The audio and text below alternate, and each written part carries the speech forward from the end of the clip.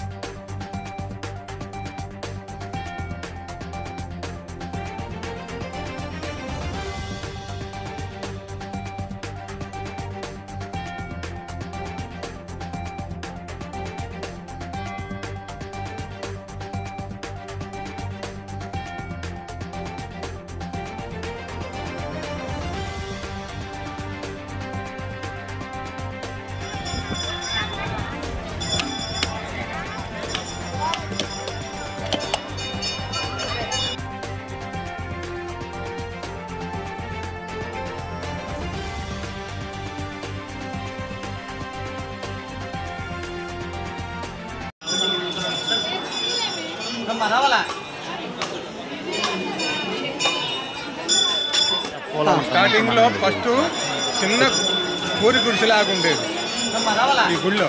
ఆ పూరి గుడిసెని కొద్దిగా లైన్ చేసినారు పిలిపాట అయ్యవారు. లైన్ చేసిన తర్వాత యాంకర్ రెడ్డి వాళ్ళు వీళ్ళు అందరు కలిసి డెవలప్ చేశారు.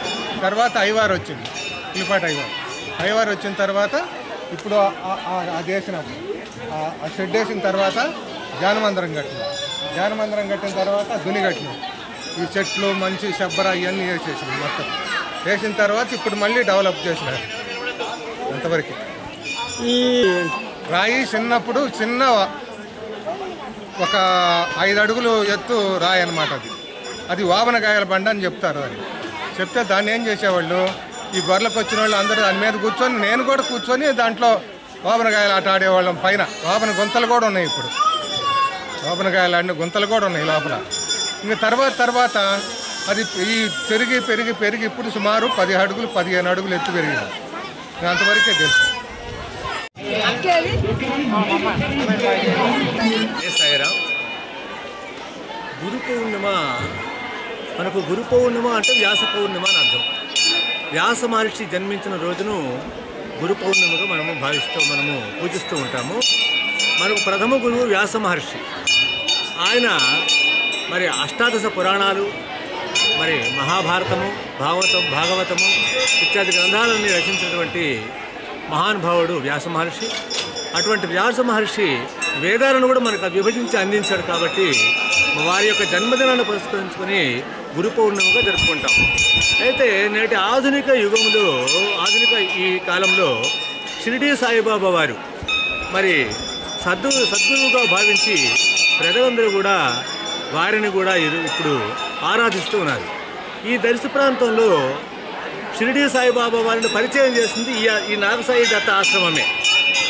మరి 30 సంవత్సరాలకు పూర్వము ఆనాడు ఈ నెదర్లాండ్ సాగర్ వాటర్ ప్రాజెక్టులో భాగంగా డిఈ గారు అనేటువంటి సుబ్బారావు గారు ఇక్కడ డిఈ గారుగా ఉంటూ ఆయన నిస్వార్థంగా మరి అక్కడ ఆయన ఉద్యోగ ధర్మంగా కానివ్వండి, అదేవిధంగా ఆయన ఆధ్యాత్మికంగా కూడా దీన్ని కేంద్రంగా చేసుకొని చక్కగా ఆయన అట్లా ఉద్యోగ ధర్మాన్ని ఇట్లా ఆధ్యాత్మిక ధర్మాన్ని నిర్వర్తించారు.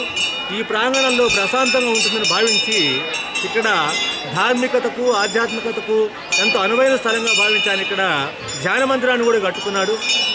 ఆయన ఆ రోజు ప్రతిష్ఠించిన విగ్రహమే ఈనాడు ఉన్నటువంటి ఈ సాయిబాబా విగ్రహం. ఈ సాయిబాబా విగ్రహం ప్రత్యేకత ఏమిటంటే ఆంధ్రప్రదేశ్లో ఎక్కడా కూడా సగం సాయిబాబా సగము విగ్రహం ఎక్కడా ఉండదు, ఎక్కడున్నా పూర్తిగా ఉంటుంది. ఇక్కడ విగ్రహం ప్రత్యేకత ఏంటంటే బింబము కేవలము మరి సగం విగ్రహం మాత్రమే ఉంటుంది. ఇక్కడ వాళ్ళు తీసేసి పూర్తి విగ్రహాన్ని ప్రతిష్ఠించామని అనుకున్నా కూడా చాలాసార్లు ప్రయత్నించడం విఫలమయ్యారు. ఈ విగ్రహానికి అంత ప్రత్యేకత ఉన్నటువంటి విగ్రహము.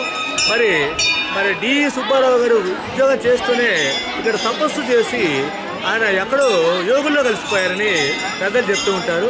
ఆ తర్వాత ఇక్కడ రామాచారి గారు అని, తర్వాత లక్ష్మీనారాయణ సార్ గారని పులిపాటి మంత్రి గారు అంటారు. వారిద్దరూ ఇక్కడ బాగా కొన్ని వేల ట్రక్కులు ఈ ప్రాంతంలో మట్టి తోలిచ్చి బాగా డెవలప్ చేశారు. కాంపౌండ్ మొత్తం కూడా పెట్టించారు.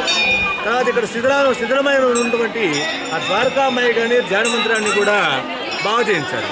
మధ్యలో రామాచారి గారు మరి పులిపాడు పక్క ఆశ్రమాన్ని సాధించుకుని అక్కడికి వెళ్ళిపోయారు.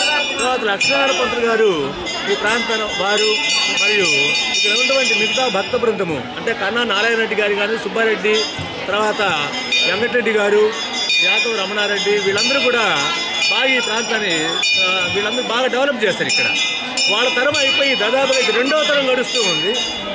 ఈ దర్శ ప్రాంతానికి షిరిడి సాయిబాబాను పరిచయం చేసినటువంటి ఏరియా ఈ యొక్క నాగసాయి దత్త ఆశ్రమము. దీన్ని తర్వాత ఆధునిక ఉండే కొద్ది సాయి హిల్స్గా పేరు పెడుతూ ఉన్నారు.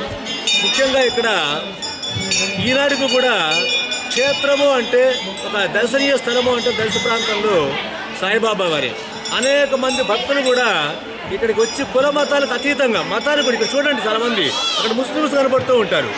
ఇక్కడ పేరుకు హిందువులనే కాదు అన్ని మతాల వాళ్ళు కూడా ఇక్కడికి వచ్చేసేసి బాబా వారిని మరి సేవిస్తూ ఉంటారు.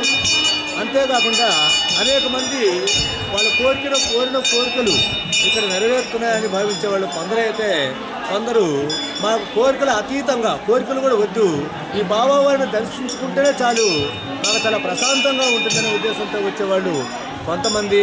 ఈ విధంగా రకరకాల భావజాలాలతో బాబా వారిని దర్శించుకొని ఇక్కడ ప్రశాంతతను పొందడమే కాకుండా వాళ్ళకు మనసులో ఉన్నటువంటి కోరికలు కూడా మనం నెరవేర్చుకుంటూ ఉన్నటువంటి గొప్ప ఈ ప్రాంతంలో దర్శనీయ స్థలము ఈ యొక్క నాగసాయి దత్త ఆశ్రమం.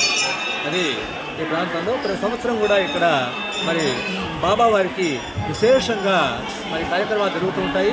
ఈరోజు ముఖ్యంగా 4:30 బాబా వారికి సుప్రభాత సేవ, 5:30 కాకడ హారతి, 6:30 నుంచి గణపతి పూజ, మహన్యాసపూర్వక రుద్రాభిషేకములతో బాబా వారికి అభిషేకము, తర్వాత 10 గంటల నుంచి ఇక్కడ విష్ణు సహస్రనామ పారాయణ కూడా జరిగింది. ఆ తర్వాత బాబా వారికి ఇక్కడ సత్యవ్రతాలు కూడా నిర్వహించడం జరిగింది. తర్వాత దర్శిలో ప్రైవేటు విద్యా సంస్థల వాళ్ళు సాంస్కృతిక కార్యక్రమాల్లో భాగంగా కోలాటాన్ని కూడా ఏర్పాటు చేశారు. ఆ విధంగా ఇక్కడ ఒక పక్క ఆధ్యాత్మికత, ఒక పక్క సాంస్కృతిక కార్యక్రమాలు, ఒక పక్క ప్రశాంతత కోరుకునే వాళ్ళందరూ కూడా ఈ యొక్క క్షేత్రాన్ని ఈ యొక్క స్థలాన్ని దర్శించి బాబా వారి యొక్క కృపకు పాత్రలు అవుతున్నారని తెలియజేయడంలో ఎంత మాత్రం కూడా అత్యుక్తి లేదని తెలియజేసుకుంటున్నాను. జై శ్రీరామ్.